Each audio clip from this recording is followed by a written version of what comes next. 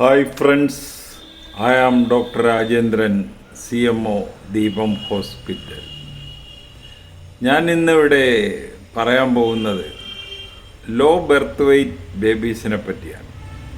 Law birth weight babies എന്ന് പറഞ്ഞു കഴിഞ്ഞാൽ ജനിക്കുമ്പോൾ തൂക്കക്കുറവെന്ന് പറഞ്ഞാൽ ഉദ്ദേശിക്കുന്നത്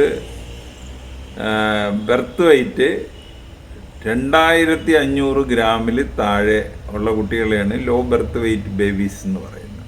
അപ്പോൾ ഇങ്ങനെ ലോ ബർത്ത് വെയ്റ്റ് ബേബീസ് ഉണ്ടാകാനായിട്ട് രണ്ട് കാരണങ്ങളുണ്ട്. ഒന്ന്, പ്രീ ടേം ലേബർ എന്ന് പറഞ്ഞാൽ മാസം തികയാതെ പ്രസവിക്കുക. മാസം തികയാതെ പ്രസവിക്കുക എന്ന് പറയുന്നത് 37 ആഴ്ച കംപ്ലീറ്റ് ആകുന്നതിന് മുമ്പ് ഡെലിവറി നടക്കുന്നതിനാണ് ഈ മാസം തികയാതെ പ്രസവിക്കുക എന്ന് പറയുന്നത്. പിന്നെ രണ്ടാമത്തെ കാര്യം എന്ന് പറയുന്നത് ഇൻട്രാ യൂട്രൈൻ ഗ്രോത്ത് റെസ്ട്രിക്ഷൻ. അപ്പോൾ ഗർഭിണി ആയിരിക്കുമ്പോൾ തന്നെ കുട്ടിയുടെ വളർച്ച കുറഞ്ഞു പോകും, മുരടിച്ചു പോകുക. അപ്പോൾ ആദ്യം നമുക്ക് പ്രീ ടേം ലേബറിനുള്ള കാരണങ്ങൾ എന്തൊക്കെയാണെന്ന് ഡിസ്കസ് ചെയ്യാം. ഏറ്റവും ആദ്യത്തേത് ഇൻഫെക്ഷനാണ്.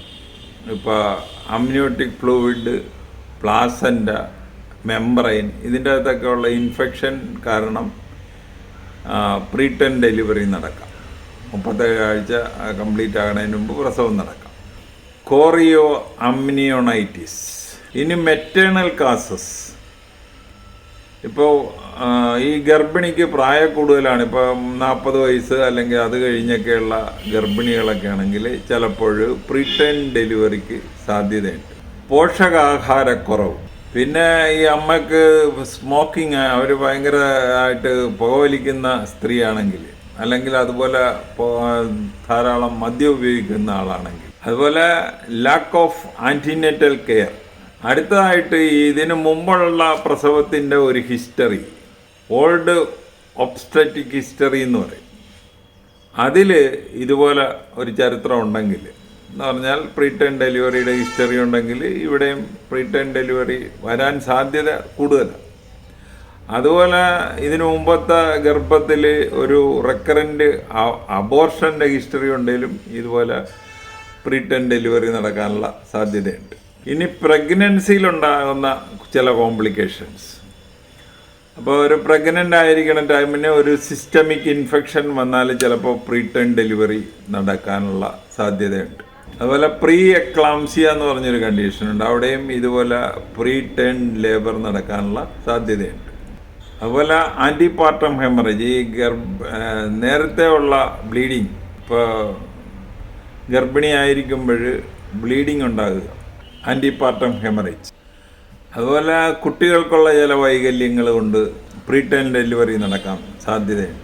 അതുപോലെ മൾട്ടിപ്പിൾ പ്രഗ്നൻസി, ഇപ്പോൾ ഗർഭത്തിൽ ഒന്നിൽ കൂടുതൽ കുട്ടികളുള്ളതിനാണ് ഈ മൾട്ടിപ്പിൾ പ്രഗ്നൻസി എന്ന് പറയുന്നത്. ഇപ്പോൾ 3, 4 ഒക്കെ ചിലപ്പോൾ കുട്ടികളുണ്ടായി എന്ന് വരാം.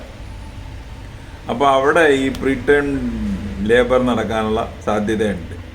അതുപോലെ ഹൈഡ്രാമിനിയോസ് എന്ന് പറഞ്ഞൊരു കണ്ടീഷനുണ്ട്. ഈ അമ്നിയോട്ടിക് ഫ്ലൂയിഡ് കൂടുതലുണ്ടാകുന്ന കണ്ടീഷനാണ് ഈ ഹൈഡ്രാമിനിയോസ് എന്ന് പറയുന്നത്. അവിടെയും പ്രീ ടേം ലേബർ നടക്കാനുള്ള സാധ്യതയുണ്ട്. ഇനി ഗർഭപാത്രത്തിൻ്റെ ചില കാരണങ്ങൾ.